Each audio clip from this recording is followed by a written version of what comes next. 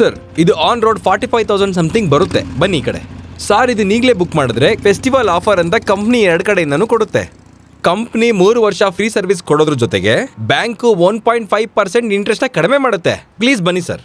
ಮತ್ತೆ ಒಂದು lucky draw ಕೂಡ ಇದೆ. ಇದರಲ್ಲಿ ಮನೆಗೆ ಬೇಕಾಗಿರುವಂತ colour TV, washing machine, fridge, grinder etcetera ಇದೆಲ್ಲ ಸಿಗುತ್ತೆ. ಅವಾಗ ಸರ್ ನಿಮ್ಗೂ ಲಾಭ, ನಿಮ್ ಹೆಂಡತಿಗೂ ಲಾಭ, ಡಬಲ್ ಬೆನಿಫಿಟ್ಸ್. ಮತ್ತೆ ಹಳೆ ಗಾಡಿನ ಮಾರಿ ಹೊಸ ಗಾಡಿ ತಗೊಳ್ಬೇಕಾದ್ರೆ ಎಕ್ಸ್ಚೇಂಜ್ ಲೋನ್ ನ ಬ್ಯಾಂಕ್ ಕೊಡುತ್ತೆ. ಓ, ನಾನು ಏನೇನ್ ಡಾಕ್ಯುಮೆಂಟ್ಸ್ ತರಬೇಕು? ಸಾರ್ ಅಂತ ಹೇಳೋದ್ ಬಿಟ್ಟು ಮನೇಲಿ ಏನೇನು ಡಾಕ್ಯುಮೆಂಟ್ ಇದೆ ಎಲ್ಲ ತಗೊಂಬನ್ನಿ ಸಾಕು. ಐ ಮೀನ್ 3 ತಿಂಗಳು bank statement, ID proof, salary certificate, ration card, telephone bill, ಮತ್ತೆ ರೇಷನ್ ಅಲ್ಲಿ ಸೀಮೆಣ್ಣೆ ತಗೊಂಡಿರುವಂತ ಕೂಪನ್. ಸೀಮೆಣ್ಣೆನಾ? ತಗೊಂಡಿಲ್ಲ ಅಂದ್ರೆ ಬೇಡ, ನಿಮ್ಮ ಹತ್ರ ಪಾಸ್ಪೋರ್ಟ್ ಸೈಜ್ ಫೋಟೋ ಇದ್ರೆ ಸಾಕು. ಹಂಗಿದ್ರೆ ನಾನು ಇದನ್ನೆಲ್ಲ ಎತ್ಕೊಂಡು ಬ್ಯಾಂಕಿಗೆ ಬಂದ್ಬಿಡ್ತೀನಿ. ಲೋನ್ ಪಾಸ್ ಮಾಡಿಸೋದು ನಿಮ್ ಕೆಲಸ.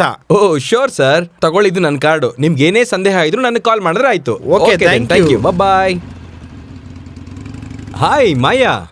ಹಾ, ಏನಿಲ್ಲಿ? ಇಲ್ಲೋಡು, ಜೀವನ ಮಾಡಕ್ ಏನಾದ್ರೂ ಮಾಡ್ಲೇಬೇಕಲ್ವಾ?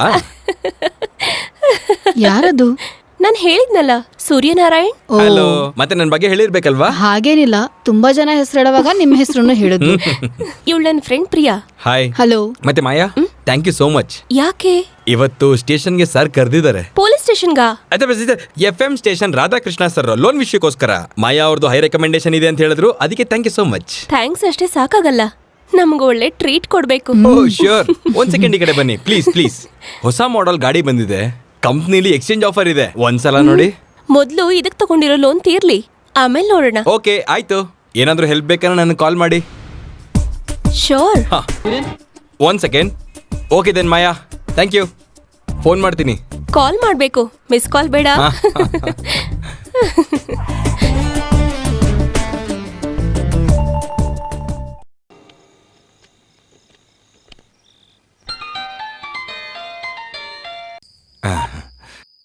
ಏನಮ್ಮ? ನೀನ್ ಮಲ್ಕೊಂಡಿದ್ಯಾ? ಏನಮ್ಮ ಇಷ್ಟೊತ್ತಲ್ಲಿ? ಅಪ್ಪ ಹೇಗಿದ್ದಾರೆ? ಅಪ್ಪ ಮಲ್ಕೊಂಡಿದ್ದಾರೆ. ನಾನು ನಿನ್ನತ್ರ ಒಂದ್ ವಿಷಯ ಹೇಳ್ಬೇಕಿತ್ತು. ಏನಮ್ಮ? ಅದು ಬ್ಯಾಂಕಿಂದ ಒಂದು ಜಪ್ತಿ ನೋಟಿಸ್ ಬಂದಿತ್ತು. ಜಪ್ತಿ ನೋಟಿಸಾ? ಹೌದು. ರಾಜಿ ಮನೆ ಕೆಲ್ಸ ಮುಗ್ಸಕ್ಕೋಸ್ಕರ ಈ ಮನೆ ಪತ್ರನ ಅಪ್ಪ ಬ್ಯಾಂಕಲ್ಲಿಟ್ಟಿದ್ದಾರೆ. 2-3 ಸಲ ಬ್ಯಾಂಕಿಂದ ನೋಟಿಸ್ ಬಂದಿತ್ತು. ಎಲ್ಲಾದ್ರೂ ಹಣ ಹೊಂದ್ಸೋಣ ಅಂತ ಅವ್ರು ಪ್ರಯತ್ನ ಮಾಡಿದ್ರು. ಆದ್ರೆ ಈಗ್ಲೂ ನಿನ್ನ ಹತ್ರ ಈ ವಿಷಯ ಹೇಳಿಲ್ಲ ಅಂದ್ರೆ. ಅಮ್ಮ ಏನು ಬೇಜಾರು ಮಾಡ್ಕೋಬೇಡ, ಎಲ್ಲ ಸರಿ ಹೋಗುತ್ತೆ. ಅಪ್ಪನ ಹುಷಾರಾಗಿ ನೋಡ್ಕೋ. ಆಯ್ತಪ್ಪ.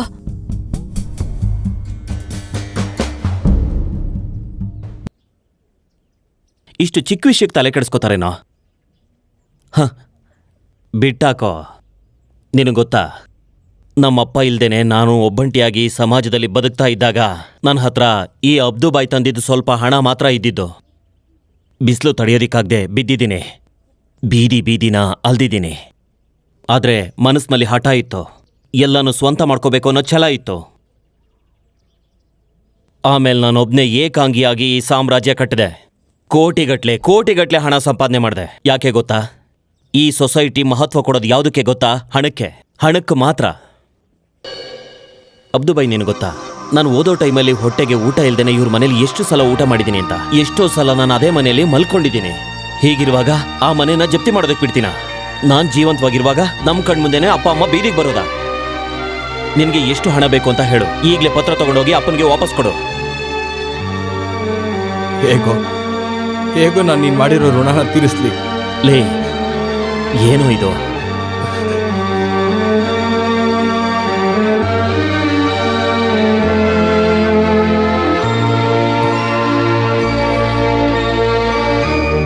ನೀನು ಈ ಹಂತಕ್ಕೆ ಎಲ್ಲವನ್ನ ನಿಭಾಯಿಸ್ತಾ ಇರೋದು, ನೋಡ್ಕೋತಿರೋದು ಎಲ್ಲ ಈ ಹಂತಕ್ಕೆ ನೀನು ಕಷ್ಟಪಡೋ ಥರ ಮಾಡ್ಬಿಟ್ವಿ ಅಂತ ಅನ್ಸ್ತಿರುತ್ತಲ್ಲ, ಅದೇ ಅಲ್ವಾ? ಅಪ್ಪ ಏನಕ್ಕೆ ಈ ಥರ ಎಲ್ಲ ಮಾತಾಡ್ತಾ ಇದ್ದೀರಾ? ಯಾವುದೂ ನಾನು ಬೇಕು ಅಂತ ಮಾಡಿದ್ದಲ್ಲ.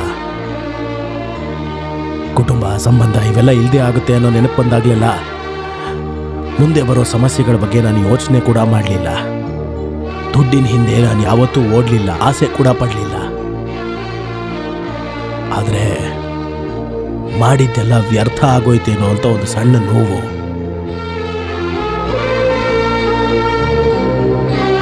ಸರಿಯನ್ನೋ ನಿನ್ನ ಸ್ನೇಹಿತನೇ ಆಗಿರ್ಬೋದು, ಒಳ್ಳೆಯವನೇ ಆಗಿರ್ಬೋದು, ಆದರೆ ನಾವು ಯಾರಿಗೂ ಭಾರವಾಗಿರಬಾರ್ದು.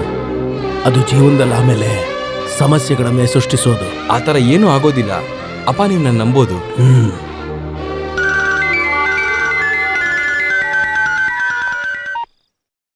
ಹಲೋ. ಸೂರ್ಯನೇ, ಗೊತ್ತು. 2 ಡೇಸಿಂದ ಯಾಕೆ ಕಾಲ್ ಮಾಡಿಲ್ಲ? ಅರ್ಜೆಂಟಾಗಿ ಊರಿಗೆ ಬರ್ಬೇಕಾಗಿ ಬಂತು. ಇವತ್ತಾನೇ ಬಂದೆ. ಮಾಯಾ ಯಾಕೆ ಮಾತಾಡ್ತಾ ಇಲ್ಲ? ಕೇಳಿಸ್ಕೊಳ್ತಾ ಇದ್ದೀನಿ. ಮತ್ತೆ ಕೆಲವು ವಿಷಯಗಳನ್ನ ನಿನ್ನ ಹತ್ರ ನಾನು ಮಾತಾಡ್ಬೇಕಾಗಿದೆ ನೇರವಾಗಿ. ಯಾವಾಗ ಸಿಗ್ತೀಯಾ? ಶ್ರುತಿ ತಪ್ಪಿರೋ ಹಾಗಿದೆಯಲ್ಲ. ಹೌದಾ? ಈಗೊಂದು ಹಾಡು ಕೇಳ್ಬೋದಾ? ಇಲ್ಲಿ ಕೇಳಿ, ಇದು FM ಸ್ಟೇಷನ್ ಅಲ್ಲ, ನನ್ ಮನೆ. ಓ, ಮನೇಲಿದ್ಯಾ ಅಲ್ವಾ? ಅಂದ್ರೆ ಅಲ್ಲಿರೋ ಸೌಕರ್ಯಗಳು ಇಲ್ಲಿಲ್ಲ ತಾನೇ? ನನಗೆ ಕೇಳಬೇಕಾಗಿದೆ, ಮಾಯಾ ನಿನ್ ವಾಯ್ಸಲ್ಲಿ ನಿನಗಿಷ್ಟ ಆಗಿರೋಂಥ ಹಾಡು. ಬೇಗ ರೆಡಿ ಆಗಯ್ಯ. ಎಲ್ಲಿಗೆ? ಆ ತರಗನ್ ಗಾಡಿ ಎತ್ಕೊಂಬರಕ್ಕೆ. ಗಾಡಿ ತಗೊಂಡ್ ಬರ್ಬೇಕಾ? ಅದಕ್ಕೆ ನಾನ್ಯಾಕೆ ಬರ್ಬೇಕು? ನೀನ್ ಯಾಕೆ ಬರ್ಬೇಕು ಅಂತ ಕೇಳ್ತಾ ಇದೀಯಾ? ಕೃತಜ್ಞತೆ ಇರಬೇಕು, ಕೃತಜ್ಞತೆ. ನಿನ್ನ ಮನೆ ಜಪ್ತಿ ಆಗದೆ ಇರ್ಲಿ ಅಂತ ಹೇಳಿ ಲಕ್ಷಾನ್ಗಟ್ಲೆ ದುಡ್ಡು ಕೊಟ್ನಲ್ಲ ಚರಿಯ, ಅವನನ್ನ ಮರ್ತೋದ್ಯಾ? ನನಗೇನು ಅರ್ಥ ಆಗ್ತಾ ಇಲ್ಲ, ಏನು ವಿಷಯ?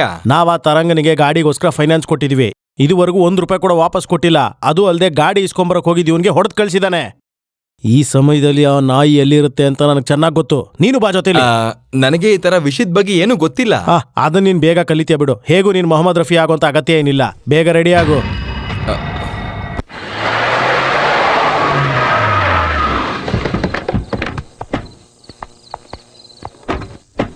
ಬಾ.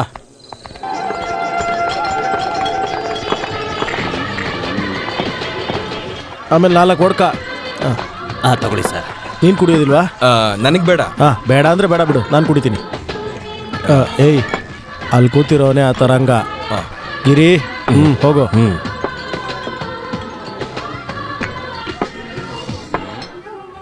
ಇಲ್ಲಿ ನೋಡು, ಸ್ವಲ್ಪ ಗಾಡಿ ಕೀ ಕೊಡು. ನಿನಗೆ ಮೊನ್ನೆ ಕೊಟ್ಟಿದ್ದ ಸಾಲಿಲ್ವೇನಲ್ಲೇ? ಏಯ್ ನಿನ್ನ. ಅಯ್ಯೋ ಬೇಡ ಬೇಡ, ಏನು ಮಾಡಬೇಡಿ. ಅಯ್ಯೋ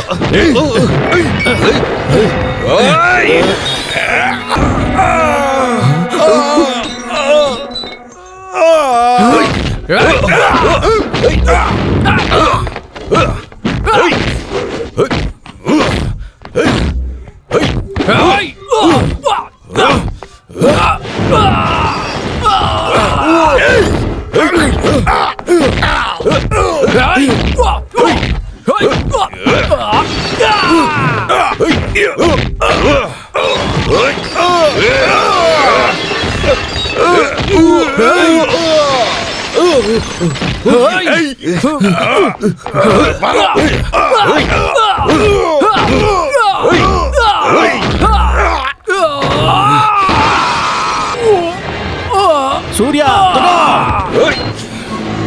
ಎತ್ತಾಕವ್ರನ್ನ.